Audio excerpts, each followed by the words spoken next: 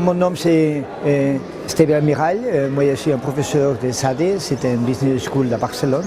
Je suis aussi le coordinateur des projets sur Smart City, c'est un projet qui s'appelle Open City, c'est un autre projet qui s'appelle Common for Europe.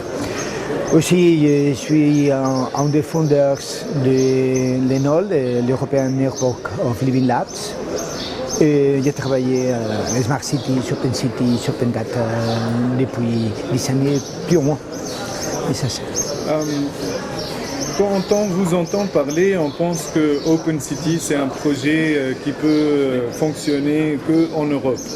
Alors que maintenant, on est en Afrique du Nord, travaillant sur le concept de Open City à peu près, dans un pays en développement et même dans des petites villes. Bien, Open City, c'est un projet avec le concept, la conception de l'innovation ouverte. L'innovation ouverte, c'est une nécessité qu'on a pas seulement en Europe, c'est une nécessité qu'on peut être employée autour du monde. Peut-être aux pays qui ne sont pas l'Europe, à l'Afrique, à l'Asie, à Latine-Amérique, l'information ouverte, l'innovation ouverte, c'est plus intéressant encore qu'à l'Europe. Parce que dans ces pays, on n'a pas beaucoup de possibilités de faire des choses aux moyens traditionnels d'innovation. Il n'y a pas de l'argent, il n'y a pas de soldes, il n'y a pas. Alors, s'appuyer avec la communauté existante, c'est plus important que d'autres places où il y a d'autres possibilités pour faire de l'innovation et pour faire des services. Est-ce qu'il y a de bonnes pratiques qui sont en train d'être appliquées dans le monde en développement que vous pouvez citer, qui peuvent peut-être inspirer les Tunisiens? Bien sûr, à Open Data, ici à la conférence, on a parlé un peu des bonnes pratiques. Une bonne pratique, c'est mettre les choses en action. In Open Data, on peut discuter tous les jours avec la qualité des données, avec les services qu'on doit faire, et ne faire rien. Ça, c'est pas une bonne solution pour Open Data. Ce qu'on doit faire, c'est mettre à l'action ce qu'on a. Un autre bonne pratique, c'est ouvrir un dialogue avec la communauté. Ne fait pas les choses seulement avec les municipalités, avec les pays. C'est une ouverture d'un dialogue avec la communauté et les municipalités. Et je crois qu'une deuxième bonne pratique, c'était penser avec un business case. Il y a beaucoup de données. On ne peut pas ouvrir tout. On ne peut pas travailler à tout. Alors pensez quelles seront les données qu'on peut faire des services aux citoyens qui sont les plus intéressants. Et ça, c'est aussi un peu. Et commencer par là. Et commencer par là et commencer avec un dialogue et les deux développeurs diront quelles sont les données qu'ils veulent dans ces dialogues. Mais mettre les gens à l'action et commencer à faire des choses, peut-être des choses petites, peut-être des choses qui ne sont pas très importantes, peut-être des choses qui vont faire une différence, non seulement au service, mais au dialogue, mais à la façon de faire des choses avec la municipalité, c'est le plus important qu'on peut faire. Dans le processus de Open Cities ou de l'Open Data, qui est quelque chose qui est maintenant au cœur de l'actualité en Tunisie après la Révolution, on a l'impression qu'il s'agit seulement de quelque chose qui est ouvert à la communauté de développeurs, à la communauté des technologistes ou des geeks.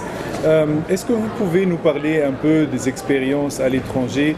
Qui sont ceux qui s'intéressent à ce domaine et quelles compétences ils doivent généralement avoir?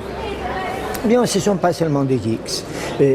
Naturellement, les geeks ont un rôle très important parce qu'il s'agit de développer des applications, mais ce ne sont pas seulement les geeks.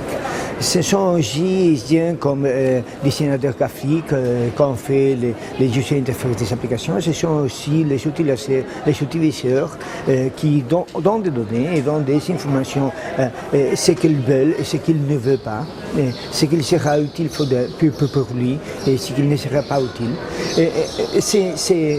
Les discours sont un peu dominés par l'éthique, naturellement. Les discours de faire des applications sont un peu dominés par l'éthique, mais c'est un discours qui doit involucrer plus des gens qui ne sont pas seulement les sexes.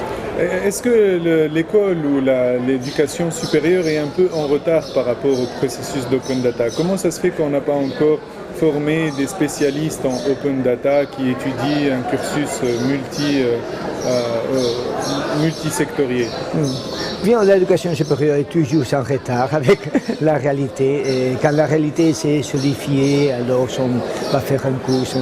Mais les compétences pour Open Data, les compétences des développeurs pour faire des applications, ce sont des compétences que la communauté éducative donne. Peut-être que ce sont des compétences très différentes que nous avons aujourd'hui au centre d'informatique. Il n'est pas en Open Data, on n'utilise pas beaucoup COBOL, Fortran, Java. Il utilise des choses comme Ruby, comme Python, comme Node.js, choses qui sont un peu différentes de ce qu'on fait normalement. Et part de la puissance d'Open Data, c'est utiliser ces outils. Ces outils, ce sont des outils qui sont très rapides et qu'on fait une grosse différence avec les outils qu'on a, les outils plus traditionnels comme COBOL ou Java, et so on. Est-ce que vous pensez que la Tunisie maintenant a la possibilité de devenir une plateforme qui peut inspirer d'autres pays pour l'open data? Mais naturellement, avec applications, avec mécanismes comme l'open data, on trouve deux choses qui je crois qui sont importantes. La première chose, c'est la connexion des développeurs de la Tunisie avec la connexion des développeurs, par exemple.